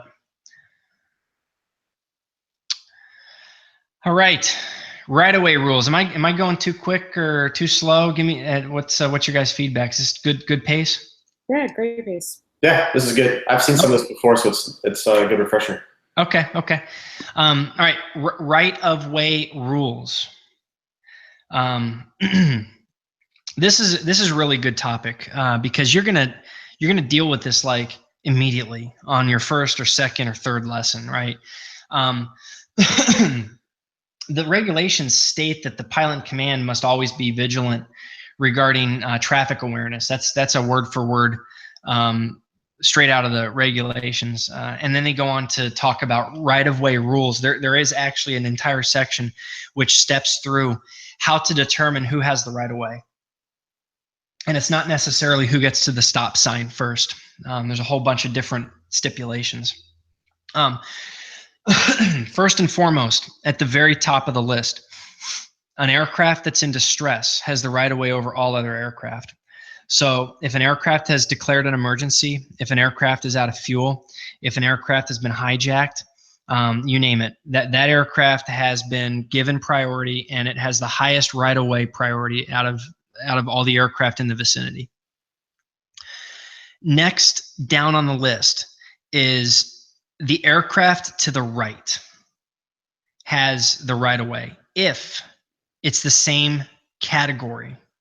So if we're talking 2 airplanes, or if we're talking 2 helicopters, or if we're talking about 2 blimps, then the blimp to the right has the right of way. And you can see that on this little chart here. Okay, this aircraft is to the right. It has the right of way. This aircraft is to the right. It has the right of way. So if you're at the same altitude, converging into the same airspace, and you're of the same category, you have the right of way if you are to the right, and if you are to the left, you have to give way. You have to get out of the other aircraft's way. Now, if we extend the tree here and go into aircraft of different category, then the regulations state that a balloon has the ultimate right of way. So, like a hot air balloon has the ultimate right of way over any other type of flying device. A weather balloon has the ultimate right of way over any type of flying device. Glider is next on the list, and then an airship is after that. So, like, you know, a hot air balloon has the right of way over a glider, which has the right of way over the Goodyear blimp, if that's how you want to think of it. And really what the FAA is getting to with right of way rules is maneuverability. If the aircraft's not in distress and the aircraft are not of same category, meaning we're not talking, you know, airplanes, helicopters, 2 gliders, then the next concern for the FAA is maneuverability. Well, a balloon's not maneuverable at all. You know, I don't know. Have you guys been on hot air balloon rides? I've not been on one, but have you? No. Yeah. I guess they pretty much go wherever the wind pushes it. You are at the mercy of the wind. Yeah. Sure. So it's not if it wanted to get out of the way, it couldn't, right? So it has the ultimate right of way. A glider's next because it doesn't have an engine. So the glider essentially, it can move, it can go different directions, but you know, it can't climb very easily. And then a blimp or an airship is after that. The airship has an engine. You know, it can maneuver, it can turn left, right, up, down. It's not doing it very quickly. I've never ridden on a blimp either, but you know, if you're at the football game watching a blimp, that doesn't move very quick. And just a couple other notes I have there at the bottom. And these are explicitly stated in the regulations, but it's a long paragraph. So I picked a couple important points out that I think you guys are going to want to know right off the bat. If you're an aircraft that is refueling another aircraft in flight, or if you're towing another aircraft in flight, you have the right of way over aircraft. So if there's 2 airplanes converging and one of them is refueling an F-18, then that combination there has the right of way over the other aircraft. If you're overtaking an airplane, that airplane has the right of way over you. So if you're coming up behind an aircraft and going to pass it, and that aircraft makes a maneuver, it's up to you to get out of its way. If an airplane, and this is explicitly in the regulations stated as if 2 aircraft are approaching an airport for landing, then the lower altitude aircraft has the right of way over the higher altitude, which makes sense. It's likely closer to landing. And if you're approaching each other head on, then each pilot must alter course to the right. And I put a little graphic there. Everybody just maneuvers to the right. If you move to the right and they move to the right, then you're going to get out of each other's way. So that's right of way rules. Definitely a lot of different circumstances, you know. And the blimp example is kind of funny, but you'd be surprised. You guys fly around a very busy terminal area like Houston, guarantee you're going to come in contact with a blimp at some point. All right, deviations. I'd mentioned earlier that as a pilot in command, and the FAA makes a big point of this, the pilot in command can deviate from any regulation, including ATC instructions, in the interest of safety. And there is a pretty substantial section in Part 91 talking about deviation from ATC instructions specifically. If you become familiar with the entire section on ATC clearances, you'll come to find out that in general, at the highest level, a VFR air traffic control clearance provides authorization to proceed under specified traffic conditions in a controlled airspace. So, for example, you're flying along VFR, and air traffic control tells you to climb and maintain 6,000 feet. Well, that's a clearance. You have to read that back, and you have to comply. If they tell you to turn heading 160, that's a clearance. You have to comply. So they're giving you an authorization to proceed under specified traffic conditions. They say in the regulations, they say traffic conditions because that's usually why you're being given instruction for traffic purposes. An ATC clearance is not a priority call. It's also not considered to be what is known as separation services. Okay. So before we talk about deviations, I wanted you guys just to become familiar with the fact that a VFR ATC clearance is the authorization to proceed under specified traffic conditions in a controlled airspace, essentially headings and altitudes, if you want to dumb it down simply. Okay. Now, the regulation goes on to state that if you deviate from a clearance, and it happens, you have to submit a detailed report to the FAA within 48 hours. And I've underlined if requested because you do not need to do this unless someone from the FAA asks you to. So, perfect example. About 2 years ago, I was actually doing a instrument proficiency check with an instructor. And I took off and I climbed through like 5,000 feet and realized that I had flown into Class Bravo airspace without a clearance. Now, I was talking air traffic control because I had gotten VFR flight following, but I had legitimately crossed into Class Bravo airspace without a clearance, which is a complete deviation of the regulations. So the air traffic controller that I was talking to let me know that. He said, November 1, 2, 3, 4, you are in the Class Bravo. State your intentions. And so at that point, I knew I was in trouble. So I told him what I wanted to do. I said, well, we'd like to fly to XYZ airport, 6,000 feet, blah, blah, blah. So he went ahead and said, November 1, 2, 3, 4, Roger, cleared Class Bravo. So he let me off the hook. He essentially cleared me into the Class Bravo after I had already busted the airspace. But he could have very easily said, November 1, 2, 3, 4, deviation. I have a phone number for you. Let me know when you're ready to copy. And at that point, you're in trouble because that is the if requested portion of this statement. That means that you would have to call the FAA and say, yes, here's what I did, XYZ. So if you bust a clearance or you deviate from a clearance, you will be expected to submit a report only if you're requested. Okay. Now, in the VFR world, when you're flying visual, maybe you've picked up VFR flight following. The regulations clearly state that you must maintain that clearance or you must comply with that clearance unless you're given an amended clearance. So you're given some other clearance from air traffic control or some other instruction, or in an emergency.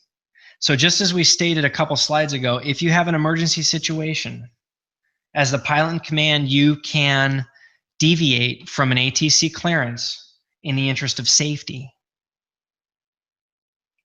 Now, air traffic control will probably requests that you declare an emergency.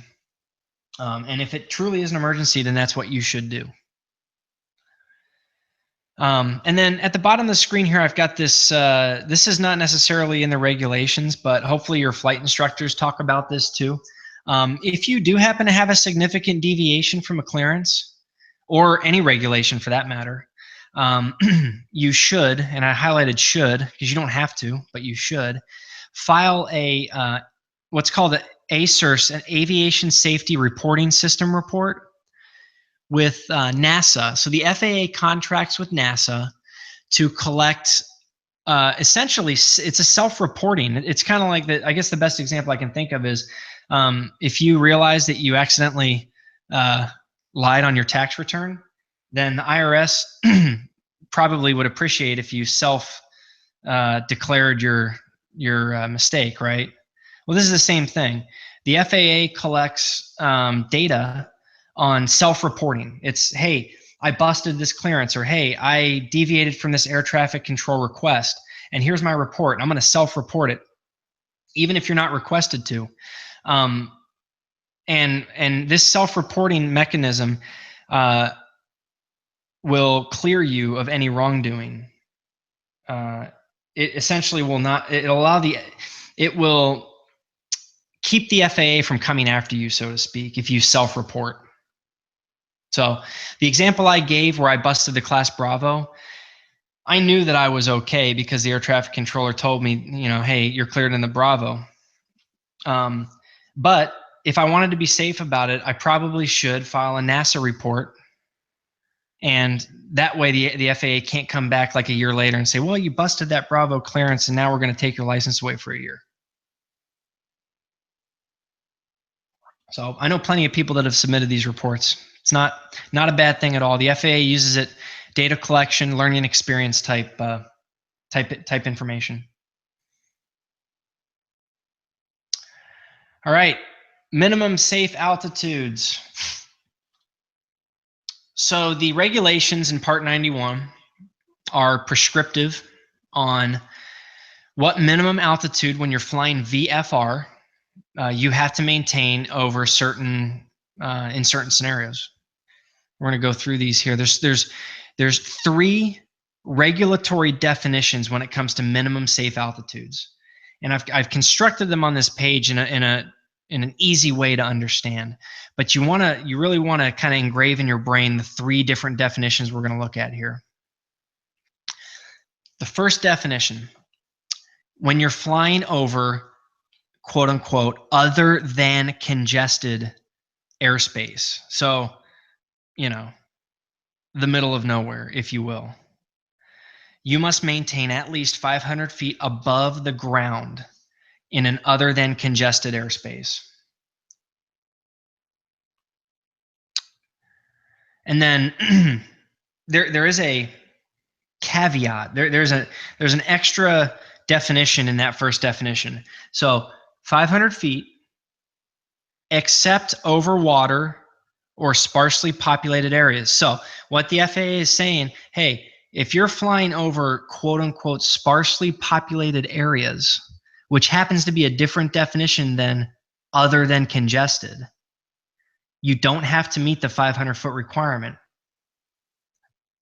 But you must stay 500 feet away from any person, vessel, vehicle, or structure. And this language is straight out of the book. So the way that I read this, there truly is a different definition for other than congested and sparsely populated. So take from that what you will. Now, if we are in a congested area, definition 2. So a city, hell, even the suburbs, right? Suburbs are congested. Anywhere where there's a lot of people, cars, and stuff. You have to maintain at least 1,000 feet above the ground, AGL, at a distance of 2,000 foot horizontal. So, they give this horizontal distance definition because they obviously understand that, in the middle of major cities, they build vertically, right? So 2,000 foot horizontal and 1,000 foot vertical from the ground.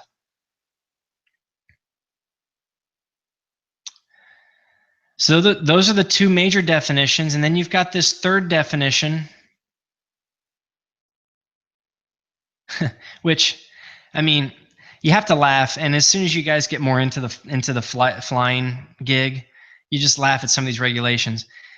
There's a third definition, the definition of anywhere. So if you are flying anywhere, you must fly high enough to make a safe landing when a power unit fails. So essentially, we've got three definitions, maybe four if you want to use the term sparsely populated or water as a definition. But we've got our 500-foot definition, our 1,000-foot and 2,000-foot definition, and our high enough to make a safe landing when a power unit fails definition from a regulatory perspective.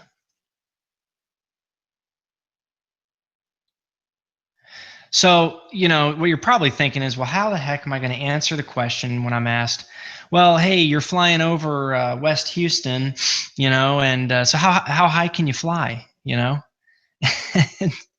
And your answer is going to be, well, you know, if I'm flying over a sparsely populated area, for safety purposes, I'm probably going to stay at least 500 feet off the ground, but I want to make sure that I am high enough to make a safe landing in case I have engine issues.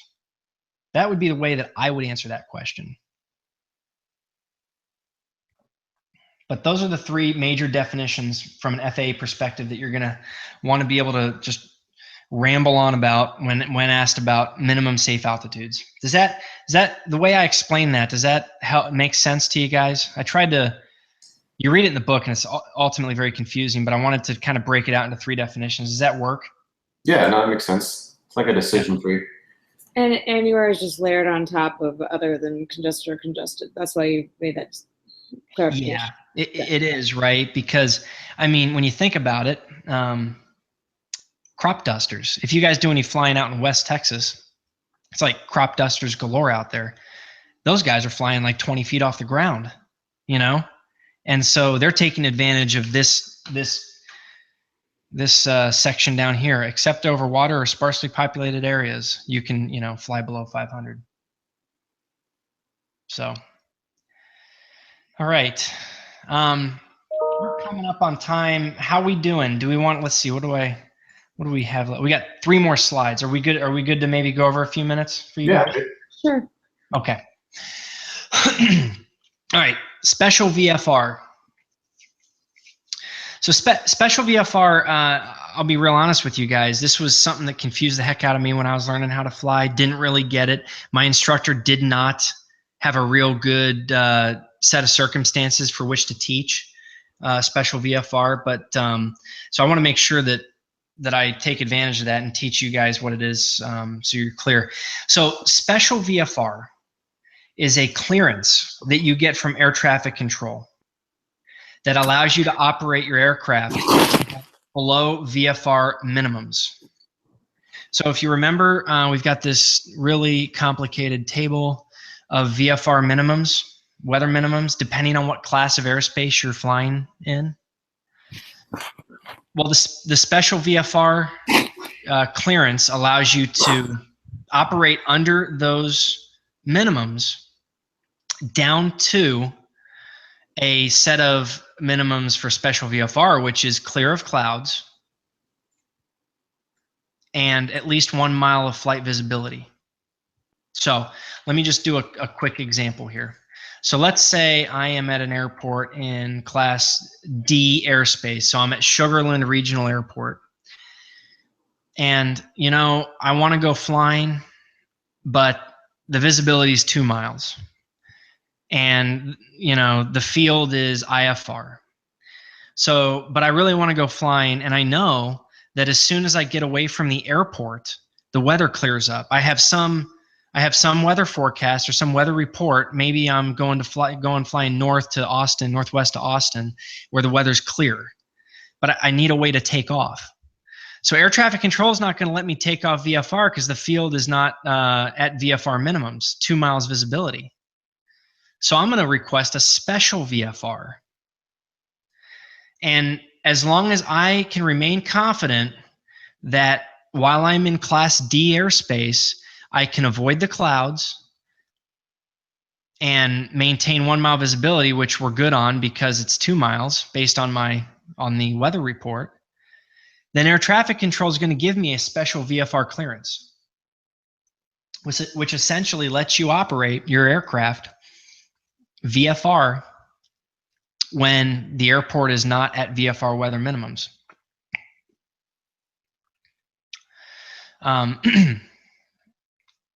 So, and then there's one caveat, just to remember. If you're going to do it at night, you have to be instrument rated. The aircraft and the pilot have to be instrument rated. But during the daytime, you can be VFR pilot, and so long as these weather minima are maintained, you can operate under special VFR. So I gave one example there. Can you guys think of maybe another example or examples where you might need to operate under the weather minimums for a particular airport?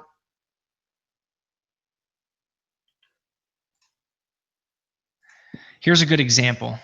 As long as my computer doesn't crash. So I'll show you an example here. Actually happened to me pretty recently.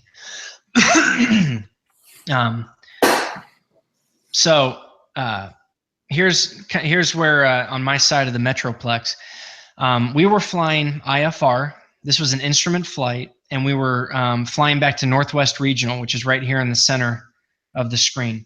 Now, Northwest Regional does not have instrument approach procedures. So you're not allowed to fly your airplane on an instrument flight plan into that airport. So, but I've got an airport right to the west here, Fort Worth Alliance Airport, this Class Delta airport, denoted with the blue dotted line.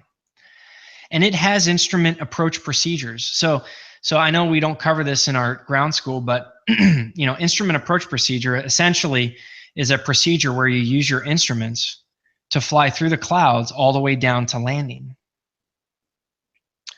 And so our only option of getting back to Northwest Regional would be to execute an instrument approach procedure into Fort Worth Alliance using a published instrument procedure.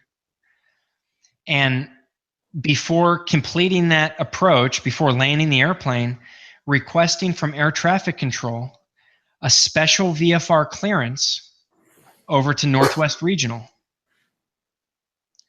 So Northwest Regional, as you can tell from looking at the map, is inside the shaded portion of the magenta shape. So Northwest Regional is Class Echo all the way down to 700 feet. So I had to request my special VFR clearance because the field, Northwest Regional, was below VFR weather minimums. The only way I was going to get into that airport is by requesting from air traffic control a special VFR clearance. So as soon as I got down to clear of clouds, here's our requirement. As soon as I got down to clear of clouds and had 1 mile flight visibility, I told air traffic control, I said, Alliance Tower, November 1, 2, 3, 4, would like to terminate the approach, request special VFR over to Northwest Regional. And he came back and said, special VFR approved, and I maintained these weather minima, and we landed at Northwest Regional. So that's another reason you might use special VFR. So the important thing to know is special VFR allows you to operate below VFR weather minima without an IFR clearance, so long as you can maintain this weather criteria, these criteria right here. Is that pretty clear for you guys? Yeah, I would not have come up with that example on my own. That was a good one. Yeah. Another typical example, if you were to ask an air traffic controller what examples they have, they would tell you it's for taking off during foggy conditions. You know, a lot of times, like you wake up in the morning and it's kind of foggy out, but you can tell that above the fog layer is like clear blue sky.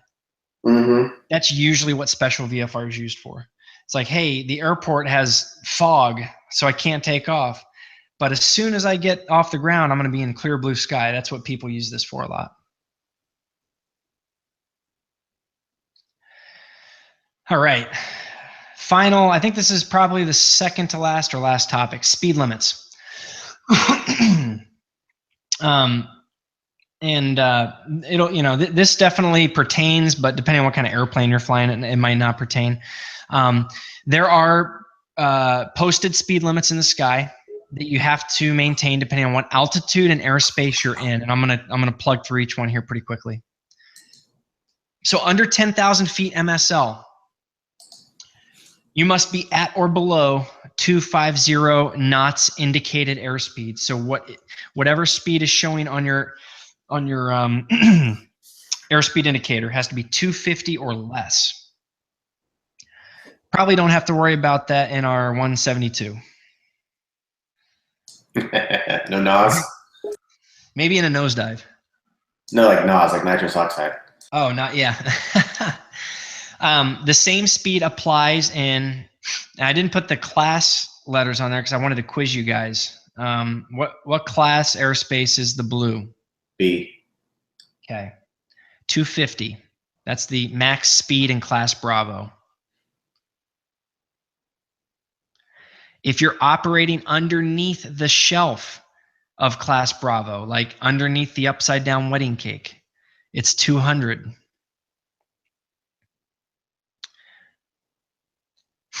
What airspace is that over to the right?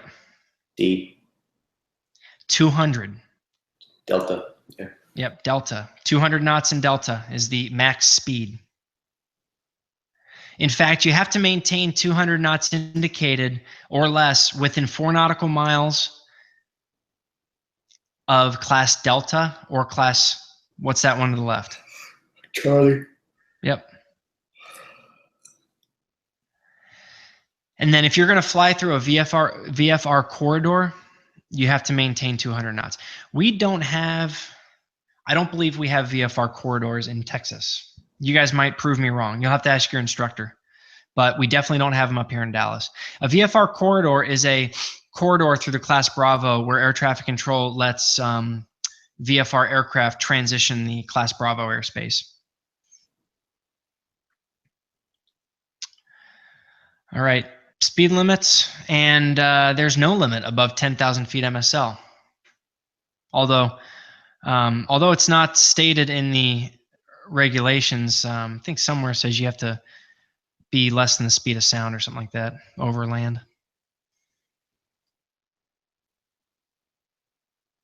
All right, and in closing, I wanted to put just a couple other random regulations that you want to get familiar with. I didn't put a chart on each of these, but just, I mean, pure to some extent, purely random stuff that you need to know for your test and you want to become familiar with. Aerobatic flight has a series of regulations that you need to know. Even you may not even be planning on becoming an aerobatic pilot, but this is on the private pilot. This is in the private pilot textbook. Parachutes. If you go flying and you plan to exceed 60 degrees of bank or 30 degrees of pitch, you have to have parachutes. Each participant or each passenger has to be wearing a parachute. And then change of address. This one is actually a question on the written test, and it's the easiest question that you have. 30 days, you must notify the FAA 30 days in writing or on their website if you move, if you change your physical address, so that they have a method of coming to find you should they need to. And that's a wrap on regulations. Those are the, I'll call it 12, 15 regulations that you want to become extremely comfortable with for your training purposes, for your journey into private pilot training. So with that, did I Did I cover everything adequately? Do you guys have any questions on any of this stuff? No, I bumped up to quite a few of these going through some of those practice questions that you turned us on to. Okay, cool. How about the weather stuff? Any clarifications on the weather tools or stuff like that? Well, back to the regulations piece of it. I mean, you pulled out and selected, you know, quote unquote, what's going to be on the test. But, I mean, do we need to be really studying and reading all of them? So what I'll say is from a private pilot perspective, getting to know all of these regulations that I just went through is going to be sufficient. Those are the ones that you're going to want to know. Your instructor might have a different opinion. Your instructor might want, you know, add to this or say, hey, some of that stuff you don't need to know. But keep in mind, you've got a whole bunch of other stuff that you also need to learn that we've gone over in the other sessions, which you're going to be exercising your brain on. And those happen to also have some relationship to the regulatory matter. You know what I mean? Yeah. Like, for instance, the performance material that we went through with the, you know, takeoff, landing, cruise, performance charts and stuff. Some of that stuff is regulatory in nature, and I didn't explicitly spell it out in these charts.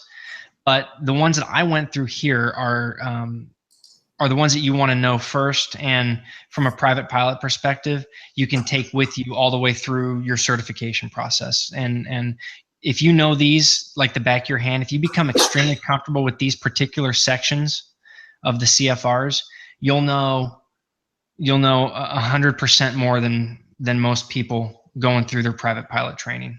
So you'll be very good shape. Okay. Yep. With that said, I would, if you guys haven't already, I would invest in one of these, either digitally or physically. I got a physical copy because, you know, I was told that my examiner was old school and liked to have paper. So I just bought the physical book. But this is where all the CFRs, the FAR AIM book is where all the CFRs are listed by chapter, by section. But you'll probably, you know, bang your head against a brick wall if you try to read every section and become familiar.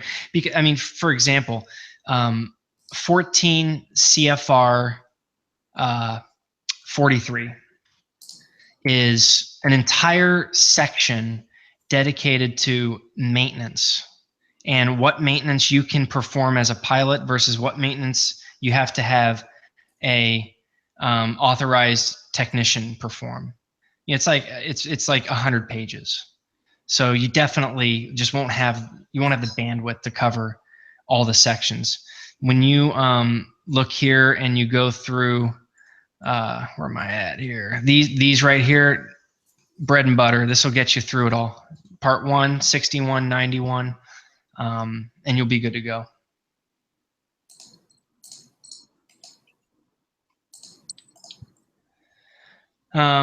Any other stuff? Any other questions, guys? I'm good for now. Yeah, I'm good too. Okay. All right.